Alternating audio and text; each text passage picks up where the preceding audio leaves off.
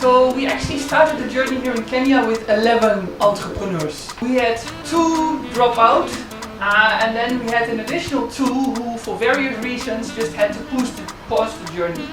So that means that today we have a total of 7 entrepreneurs presenting. So without further ado, let's welcome the very first entrepreneur, Mr. Haron from Agri-Connect.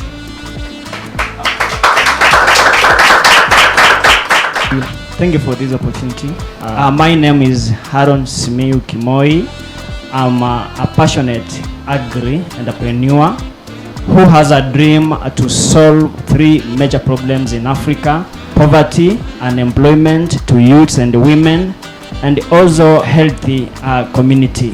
I've done this before even Africa 2100. I was doing farming and also aggregation of cereals, maize and beans mainly, and also doing consultation, being from a community that didn't have enough know-how of farming, and also carrying out farming activities.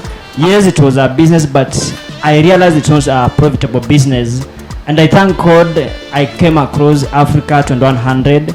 Actually, it has been of good help to me, because it's during Africa 2100 is when I founded Agri-Connect Kenya Limited. That has helped me now narrow down and repackage myself